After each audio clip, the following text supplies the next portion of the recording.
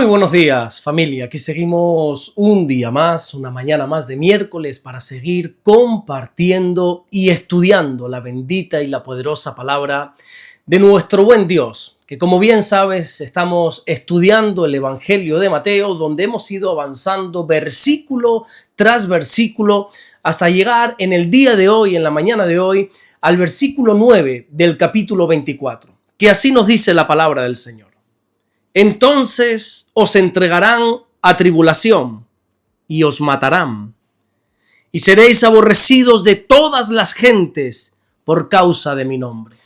Ayer martes veíamos cómo Jesús nos enseña a saber interpretar de una manera correcta todas las señales que está diciendo.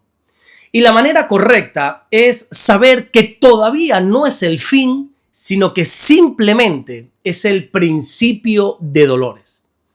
Pero claro, hasta este momento, todo lo que Jesús ha descrito y hemos estado viendo es el estado del mundo.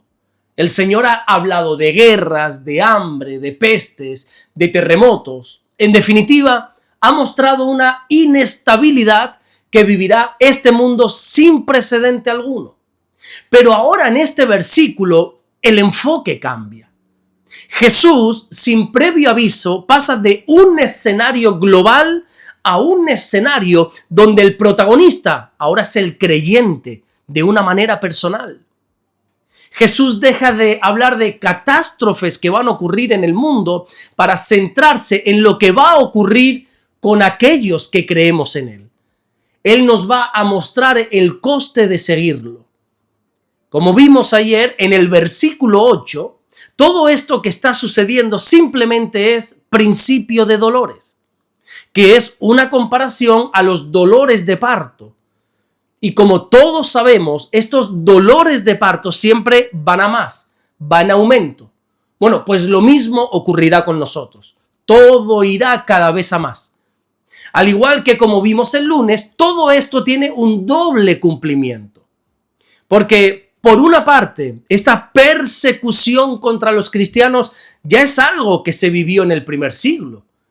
Pero es que antes del regreso de Jesús, se va a volver a experimentar esto. Siento comunicarte que la iglesia cada vez será más perseguida. El creyente cada vez será más aborrecido por este mundo.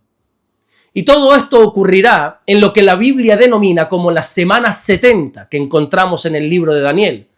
Esto lo podemos leer allí en el libro que lleva su nombre, Daniel, en el capítulo 9, en el versículo 20 en adelante. Claro, explicar esto en un devocional, honestamente, sería algo totalmente imposible. Pero de una manera muy resumida, te digo que Daniel recibe una revelación donde se le muestran 70 semanas de años, que es un total de 490 años. Daniel divide estas 70 semanas y habla de 69 que ya se han cumplido, pero falta una por cumplir. Falta una semana de años por cumplir, que es lo que nosotros conocemos como los 7 años de la tribulación. Bueno, sé que quizás si esto es la primera vez que tú lo estás escuchando, probablemente no lo vayas a entender del todo. Pero mira, yo me comprometo a que desde que tenga un poco de tiempo, que ese es el problema, yo voy a hacer un vídeo hablando de las 70 semanas de Daniel y voy a explicarlo de una manera clara, de una manera sencilla, para que todos lo puedan entender.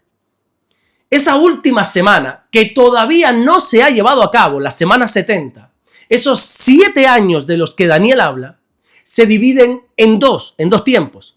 Por una parte, 3 años y medio y por otra parte, 3 años y medio, que nosotros lo conocemos como la tribulación y la gran tribulación. Pues en medio de este tiempo se va a intensificar el asedio contra los cristianos. Jesús dice, en este versículo 9, que estamos tratando en esta mañana, que vamos a ser aborrecidos de todas las gentes por causa de su nombre. Vamos a ser entregados a tribulación y en el peor de los casos, se nos matará. Cuando Jesús dice que seremos entregados a tribulación, habla de una presión intensa. El cristiano será sometido a una opresión con la intención de que apostate de su fe. Y aquí es donde yo honestamente me llevo las manos a la cabeza. Porque desgraciadamente creo, y ojalá me esté equivocando, ojalá el día de mañana me tenga que comer mis propias palabras. Pero desgraciadamente creo que la iglesia no está preparada para esto. Creo que la iglesia a día de hoy, en su mayoría, no soportaría una presión tan grande. Se ha suavizado tanto el mensaje del evangelio que la gran mayoría de los cristianos parece no conocer el precio que tiene ser discípulo de Jesús. Durante muchos años se ha estado predicando un cristianismo cómodo.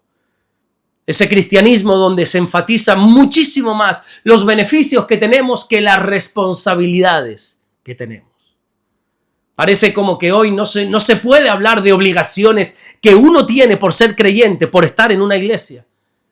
Yo no sé si tú lo has notado, pero desgraciadamente, en estos últimos años, el nivel de compromiso de los cristianos ha menguado una barbaridad. No en todos los casos, gracias a Dios, todavía sigue habiendo un remanente fiel. Pero antiguamente, el irresponsable, la persona que no se quería comprometer, ese era el extraño de la congregación. Pero es que hoy en día es al revés. Hoy los raros parece que somos los que estamos comprometidos 100% con su obra. Antes tú hacías un llamado para realizar cualquier labor dentro de la iglesia. Bueno, y es que rápidamente el 90% de la congregación respondía. Hoy haces un llamado y mira, si te responde 1 o 2, eres un afortunado, ¿eh? Y todo esto es la consecuencia de haber suavizado el mensaje. Es la consecuencia de haber presentado a Jesús como un Dios que bendice, pero no como un Dios al que nosotros tenemos que obedecer. Se ha predicado un evangelio en el que constantemente se promete prosperidad, riquezas, pero no hemos predicado una fe que va a producir sufrimiento, una fe que va a producir negación propia y el alto precio de ser discípulo de Jesús.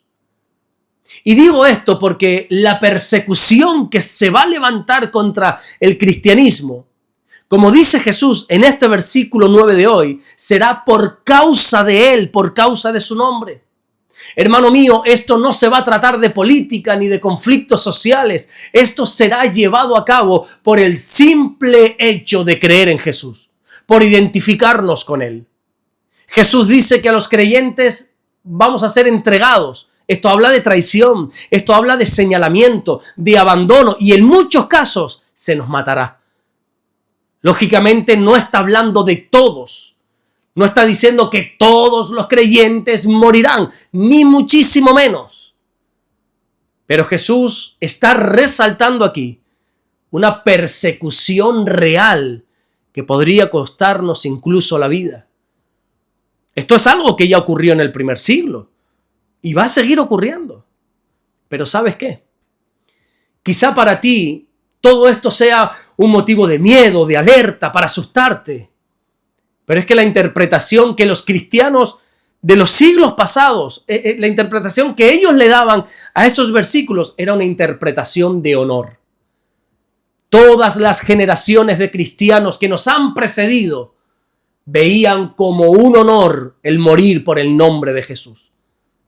Algunos incluso que fueron secuestrados en el pasado y tenían la oportunidad de ser libres si pagaban su rescate, no lo hacían. Y no lo hacían para poder tener el privilegio de morir como un mártir. Porque desde la perspectiva bíblica, el martirio es una victoria. La iglesia en la que hoy nosotros formamos parte ha crecido sobre la sangre de los mártires. Y con todo esto, lo que pretendo es que tu compromiso con Dios sea serio. Que si realmente te consideras un cristiano, que pongas primeramente el reino de Dios y su justicia en tu vida. Así nos lo enseña el Señor Jesucristo en este Evangelio de Mateo, capítulo 6, versículo 33.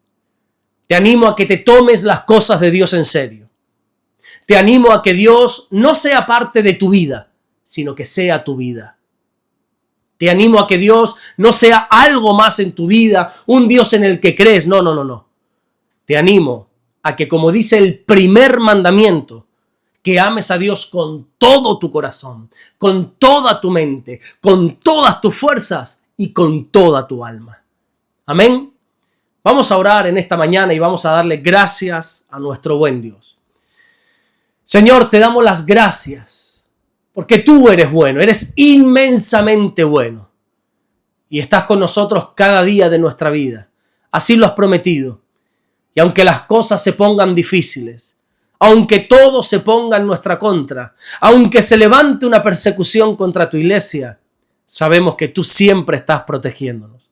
Gracias, mi Dios, porque tú no nos abandonas. Las personas, aún la gente cercana, nos puede abandonar, pero tú nunca lo harás. Tú nunca dejarás de ser fiel a causa de tu nombre.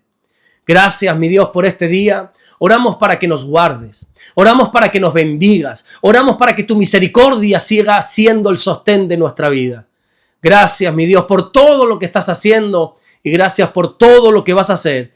En el nombre bendito de Jesús. Amén y amén. Que Dios te bendiga. Nos vemos mañana jueves, Dios mediante, para seguir compartiendo el mensaje del Evangelio. Recuerda que si realmente somos cristianos, tenemos que ser serios, tenemos que ser compromiso, tenemos que tener compromiso con Dios y con su obra. Nos vemos mañana, Dios mediante. Bendiciones.